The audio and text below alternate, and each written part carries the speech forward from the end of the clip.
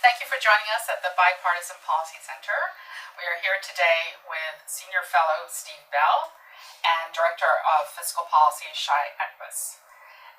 We are going to be discussing the national debt, budget, economic issues, given that these were brought up yesterday during the presidential debate.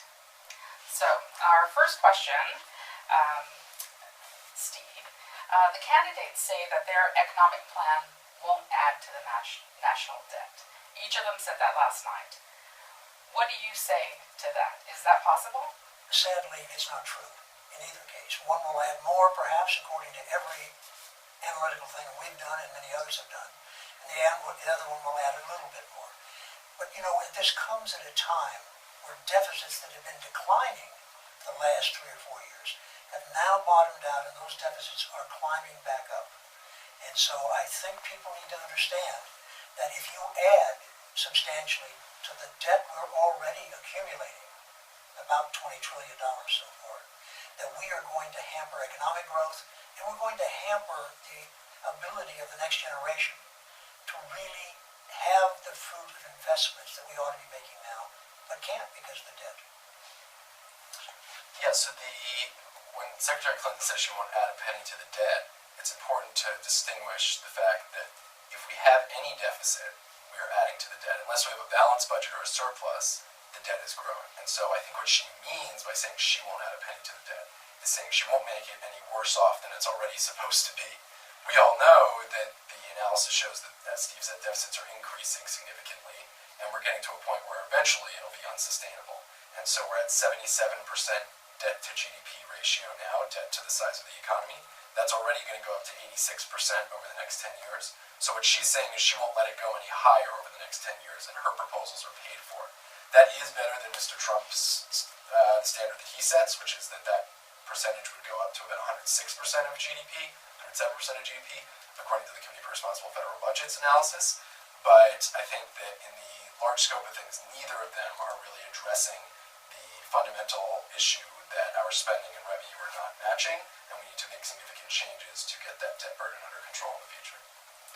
So with all this talk about the national debt, why should Americans care? I mean, how does this issue that gets sort of talked about up here, how does that affect, somebody sitting, in their home,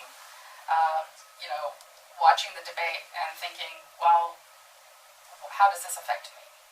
So it's understandably a very second-order issue for people in that when people talk about their taxes, their Social Security benefits, their Medicare, those are very personal issues that affect them on a daily basis, what their bills are in and out. When we talk about the national debt, it's the product of all of those for the federal government's balance sheet. And so people don't really experience that on a daily basis, and they don't see the impacts. What can ultimately happen, though, is if we don't plan for the long term and address that, it'll limit the federal government's ability to make decisions that help us for economic growth and job creation in the future. So things like investing, whether it's in infrastructure or education or all those other categories that help spur the economy in the future, if we don't get the debt burden under control when the times are good and we have solid economic growth and job creation, then we're certainly not going to do it when the times are bad, and we need to sort of hunker down and rely on getting people the essentials that they need. And so we need to address this problem sooner while we have decent economic growth and have a plan for addressing it rather than letting it fester and get worse over time. Shai put his finger on it. Yeah, this doesn't get you up in the morning worried. Oh my goodness, the car doesn't start. No, that's not on that. As he said, it's a second-order problem. But it is very significant because right now we have the benefit of very low interest rates. And so the interest on that debt is not nearly as high as it should be. And I say should be compared to historical averages. Let's say, just for the sake of this discussion, that we start paying just the average of the last 40 years for the 10-year Treasury note. Let's just take that. That means within a few years, just servicing the debt will be as expensive as all we spend on defense. Or if you want to look at it as another way, it will be as expensive as all of the things that Shai mentioned. Education, infrastructure, health research. Those things, in their entirety, will be consumed by the payment on the debt, just to stay even. So it is maybe it's a second order kind of consideration, but for their children and for their grandchildren, this is whether or not we're going to have a better, more prosperous America or not. Another issue that came up last night during the debate that the candidates were asked about was Social Security. And each of them said that their plans would not include reducing benefits. So is it possible to get Social Security on a better fiscal footing without doing that? Well, as a practical matter, I guess if you wanted to increase taxes enough, you could. But I think the discussion of Social Security was the most, to me, dismaying part of the entire debate. Look, if you ask anyone who's involved, the trustees, the chief actuary, outside analysts like the Congressional Budget Office, we have about somewhere between 10 and 20 years to fix a Social Security system which will not be able to pay to legitimate beneficiaries the money we've promised them, that we won't be able to. So when someone says, as we heard last night, we can't touch our Social Security or we have to increase it, what they really are saying is this: well, I think I'll just let it go bankrupt because it'll be somebody else's problem. Maybe I'll be out of office before this actually becomes a reality. Well, that is the worst possible way to handle it. You can make small changes now that over time put balance back in the Social Security system, but you have to start now with a bipartisan agreement. So the trustees, as Steve has said, have told us that if we don't take action, if policymakers don't take action, in 2034 there would be a 23% across the board cut for all beneficiaries, and that would be an enormously bad impact on their day-to-day lives, whether it's individuals with disabilities, retirees, because both of them get paid benefits by the program. And so what policymakers need to take into consideration is that unless they come up with a bipartisan agreement, and that's the only way that this is going to happen because you're not going to get one party that's able to jam through their priorities, that cut is going to materialize, and that would be a horrible outcome. And so I think what both candidates haven't yet put together, and we really need leadership from this from our presidential candidates and ultimately from the next administration, is coming up with solutions that are comprehensive in nature, address the problems that we have with the program, both on the financing side and on the adequacy of benefits. And some of the proposals that Secretary Clinton's put forward do get at some of these issues, but they're not broad-based and comprehensive in the sense that they don't address the sustainability of the program in a way that could actually pass through Congress and get signed by a president. And so we need to focus on this issue moving forward and get a solution so that people can have confidence that their benefits are going to be there. Because there was a Gallup poll last year that said more than half of Americans, 51% of working Americans, think they're not going to get a penny out of the Social Security program. And that's not true, and they should understand that that's not true. But the reason that they think that is because policymakers have failed to take action on it up to this point. So BPC's commission came out with a very important report this last summer. And one of the issues that was addressed in there was making Social Security more solvent. Can you just highlight a couple of the top recommendations that you think the next president, whoever it is, really needs to look at? Sure. So the report was a commission by led by Senator Ken Conrad and Jim Lockhart, a former Bush administration official, and they came to consensus around a package that would improve retirement security overall. And one big piece of that, of course, is the foundation for most retired individuals, which is Social Security. And so they came to agreement on a set of proposals, some on the tax side of the equation, some on the benefit side of the equation, that would make the system sustainable and modernize it for a 21st century workforce. The first thing that they focused on was making sure that benefits are adequate for certain populations of people for whom they're really not under today's system.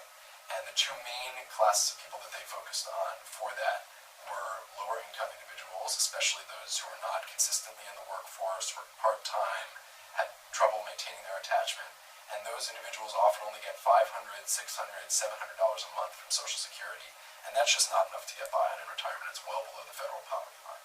And so the Commission recommended putting in place a basic minimum benefit that would supplement benefits for those individuals and bring a lot of them up out of poverty. The other subgroup that they focused on was surviving spouses, widows especially, and widowers, because because we know that when one spouse passes away, a household's expenses doesn't get cut in half.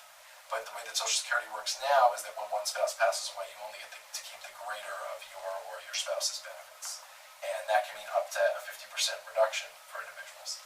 And so what the commission did is increase benefits for those surviving spouses to make sure that we don't have 80, 90-year-old seniors when their spouse passes away and they're extremely vulnerable living in poverty. So those proposals, combined with some elements on the solvency side to make the program sustainable, whether it's in a progressive way, adjusting people's benefits, or increasing taxes modestly, those are the types of solutions that we need to think about. I think Shai really put his finger on what we have to do. Bipartisan. Okay, we had 19 commissioners from the far right to the far left, most of whom have spent their entire lives writing about this subject, retirement and Social Security. And we got 18 to agree with us that the package that Shai and his team put together was a package that could get bipartisan support if someone would get behind it. About 50% taxes, about 50% phased-in benefit changes. Now, if you're getting Social Security right now or Medicare, nothing's going to happen to you. These changes won't affect you. And we've left some time in there before they take effect so that people can plan. If you're 55 or 60 right now and you're thinking about your retirement, we don't want to disrupt things for you. But getting 18 people out of 19 on almost anything in this town is a great victory. And I do think that we must, as I said earlier, do something about this. Because doing nothing about it means we're going to let the programs go insolvent. And last night I was struck by one thing that I wanted to mention. The word Medicare was used twice. Once in a question from the moderator, and once in some fashion by Secretary Clinton. And yet that program itself is just in as bad a shape as Social Security. So we need to do something now so we don't have kind of a real mess on our hands when things start to become insolvent. So, the major issue, as is always the case, the economy.